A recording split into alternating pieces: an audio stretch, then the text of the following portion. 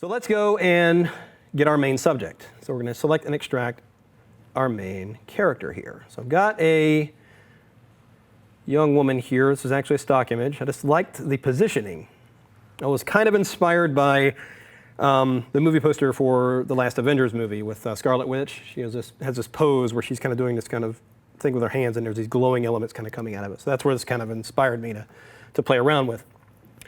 But the background she shot on, normally if I was going to shoot subjects like this for a composite, I would obviously shoot a subject like this on a white background. Makes it easier to extract. The background isn't white, but it is some light areas and some dark areas that can still make out the shape of the subject. Now it looks a little bit better on here, but on my screen there's a little bit more blending going on at the bottom here. So I want to make a selection and extract this subject. But here's a few things to think about when you're extracting. I know that a lot of people think when you go to select and extract a subject, you need to get the most perfect selection and extraction possible. And now let me put that to rest. That is impossible. You can get really, really close, but when you have to kind of think ahead and think, how's the end design going to look? Is getting really critical about the edge of the hair and stuff like that going to matter later in the design when it gets hidden by a lot of other design elements anyway? So you might be spending a lot of time on an extraction that is really not worth it, or there's no point to it because it's not going to matter anyway. I do want to extract this subject because there's some edge effects I want to do around her arm and around the hair and such like that. But as I said, the background's blending a little bit too much. So here's a cool trick that I discovered. Go in your layers panel, go down here to the adjustment layers and choose levels. And you want to make sure you do this as an adjustment layer, because if you do this levels adjustment right to the layer itself, you're going to destroy the image, because we're going to do a little bit of an extreme adjustment. So I'm going to brighten up the image a little bit and essentially boost the contrast. What that does is it helps define the edge of the character a little bit more. Now, even with that layer or adjustment layer still selected, I'm going to go in here into my toolbar and grab the quick selection tool. Zoom in here. And I'm just going to start painting on the subject. And you'll notice that I'm still highlighted on the adjustment layer, but it still recognizes the edge of my subject here. I'm just going to paint right here. Now, if it overshoots, which it just did here, I'm just going to hold down the Option key and just back over that area and deselect it. And you'll see it detects the edge. The whole point of quick selection is that it has a great edge detection. All this levels adjustment layer is doing is assisting Photoshop in detecting that edge, defining it a little bit more. So with the hair, when it comes to the hair, there's obviously a lot of hair movement and area right in here. So there's no way to get an exact selection. We're going to use Refine Edge to clean that up. We want to get it roughly in the area with our marching ant selection here. An interesting side note, the marching ant selection you see when you're making a selection in Photoshop is not how Photoshop sees selections. That is how you as the user sees a selection. But Photoshop is a pixel-based application. It makes pixel-based selections, which is why when you go to the channels, and if I just did a save selection right now, that is how Photoshop sees selections. It either sees white, black, or gray pixels. Blacks are unselected, grays are partially selected, and then white is 100% selected. So that is how it sees that. So that is why Refine Edge is going to give us a much cleaner selection on the hair in just a moment. So that was just a little tangent. So I got an area right in here inside the arm that got included in here. So I'm going to, again, hold down Option. Let's just remove that area there. There we go. Once again, with the hair, we're just getting the general area of the hair. We're going to get a little bit more precise with that in just a second. So now that I've got the initial selection in place, I'm going to go ahead and throw away that adjustment layer and go back to the original image. So there's my selection. So now I'm just going to click Select and Mask up here in the Options bar. And now let's go in and zoom in and clean it up. So you want to go over here into the toolbar in the far right and get the Refine Edge brush tool. You need a very soft edge. And I'm just going to paint right along the hair here. And you can see it's bringing back a lot of the hair strands and getting rid of a lot of the background along the edge there. And this is the beauty of Refine Edge. Now I'm going to select the tool just below it, and this will actually undo areas where it's a little bit sharper edge there. So it's kind of a dance between back and forth between the Refine Edge and the other tool. Oh.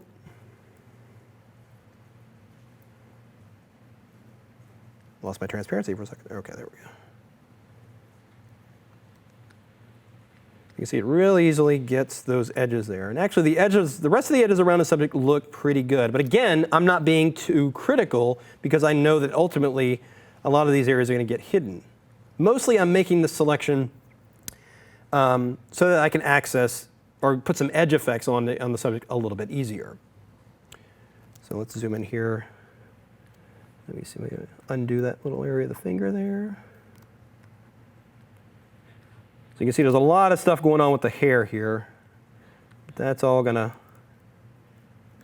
come back into play. Just a second. Let me just kind of paint some of these areas back in.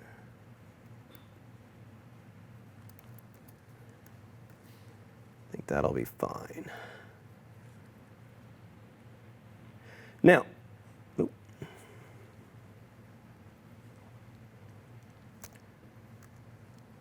going to bring it back as an active selection here.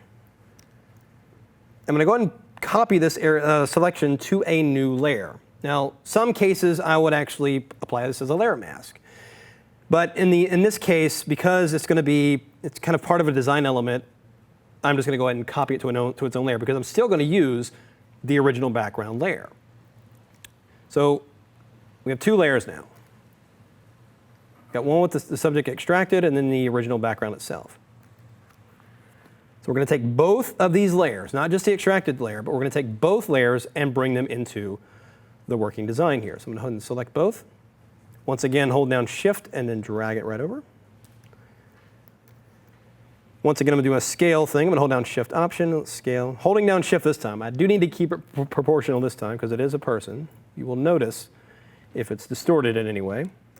But I'm also going to give it a little bit of a rotation here. Now I got to start thinking about the end composition. What final position do I want this subject in as part of my finished design here? The way she was standing originally was a little too straight up. I want to have a little bit of a lean to it. And that's more of an artistic choice. You know, an art director may not even notice something like that, but that's just something decision I make as a designer. So there we go. So that positioning looks pretty good. Let me just kind of nudge this a little bit. I'm one of those I get really nitpicky about, even positioning from a pixel standpoint. I will nudge it pixel by pixel to get it just in the right place. Most people that see it, the end product, won't even know that or notice it. It's just one of those picky things as an artist. So now, I'm going to turn off those layers. Now I'm in the layers panel here. You'll notice I've turned on the original layer. I'm going to put a layer mask on that layer. And I'm just going to go in here and get my gradient tool in the toolbar. What I want to do is reveal some of the background around the subject. I don't want to have it right up against the edge here. One of the things that bugs me about a lot of designs I've seen is that they'll extract the subject, slap it on a background, and it just looks like it's an image slapped on a background. You want to have it kind of blending in there, almost, you know, a little bit of fading here and there. So on this layer mask, I'm going to use the gradient. I'm going to go over here and select the foreground to transparent gradient because I want to add multiple gradients on here. Because if I just use a regular white to black gradient, if I go up here in the corner here, I do want to use my radial gradient. Yeah, there it is. So if I just go up here and do a fade in that corner, that looks fine. But if I want to do another one down here, it's going to overwrite the previous one. It's going from black to white. But by setting the gradient to foreground to transparent, in this case black being the foreground color, I can go in here and do that and then go in and add multiples around the subject there. And that gives me a little bit of that blend there. So notice I'm not revealing all areas. In some areas where it may reveal too much around the subject, just press X, bring white to the foreground, and just add another gradient, and then that gradient will reveal the layer. So you can just go back between black and white as you're revealing and hiding areas of the layer, like that. Okay. Now before I start adding effects to my subject, I want to do one more thing to my main subject here. And this is a trick I discovered a few years ago when a new feature was added to Photoshop called HDR toning. And it was at the height of the craze of HDR photography. The point of it was to allow you to get this kind of HDR look on a single exposed photo. As we know, HDRs are made up of several images exposed, different varying exposures, and then combined to create a full dynamic range. It doesn't really do a great job at that. But what it does do, and this is something I've always talked about when I'm teaching, is that don't look at the tools for what they are called or what they're meant to be. Play with them, and you can actually discover some really interesting things from a creative standpoint. So what I discovered is that HDR toning actually turned out a really interesting grunge, kind of high contrast look to an image that you could use as an overlay. So what I'm going to do here is, because now I've gotten my character right in the position I want her to be, I'm going to go into the image menu and make a duplicate.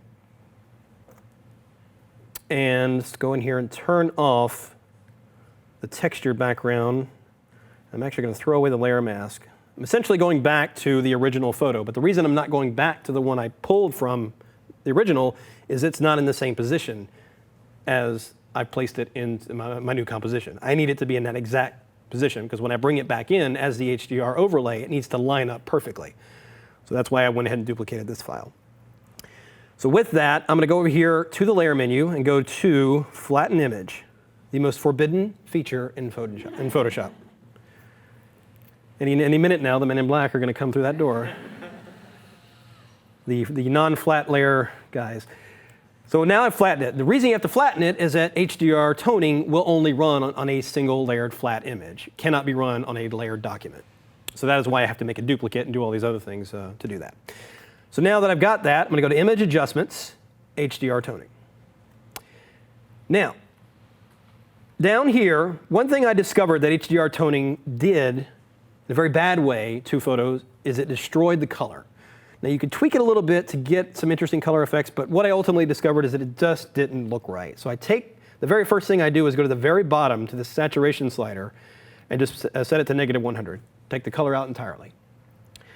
Then I move up to the tone and detail section and just take this detail slider and really just punch it up, almost to the point of exaggeration. And you can see just doing that, how much contrast it has pulled from that image. That's probably a bit much. So let's dial that back a little bit. There we go. Now, depending on the image, dialing up that detail will take hot spots and really make them a lot brighter. So we're going to compensate for that by just taking this exposure and backing it off a little bit. And I'm also going to take this gamma and just push it up just a little bit. I have no idea what gamma means or what it does. The only thing I know about gamma is that it gives the Hulk his powers. Gamma radiation. But what I do know, and this is, again, one of those things where you don't necessarily have to know what it does or why it's there, just move the slider and realize what it does. And that's what I did here. So I noticed that moving the gamma over a little bit kind of flattened those highlights a little bit more, giving me a little bit flatter tone there. So that worked really well. Then I move up here to the edge glow area, and I rarely ever move these sliders very much, but I will turn on smooth edges and just kind of play with them a little bit. Just to see. You can see to the extreme, you can get really crazy with it. And it's good to do that. It's good to move these sliders around and see what they do, so you know where not to go as much as where to go. But I think I'm going to keep it roughly in the same area it was before, but I am going to dial that detailed amount back just a little bit more. There we go. So there we go. So I've taken this, processed it through HDR toning. It's pulled out some contrast, some really harsh edges. That is really going to add something to our final image over here. So let's take that again and bring it over to the original file. Once again, I'm going to hold down Shift and drag it over. By adding Shift as you drag and drop, lines it up, lands it centered in the document. So now you can see it's lined up with the layer below perfectly. And now I'm going to change the blend mode of this. Now again, you're not sure, you can of course use that little keyboard shortcut, toggle through the blend modes. But I know for sure that soft light is going to give me what I want here. But it's also adding that effect to the overall image. You'll notice it's also affecting the background as well. I don't want that. So I'm going to isolate it to just the subject. You'll notice right here in the layers panel, it's right above the extracted subject.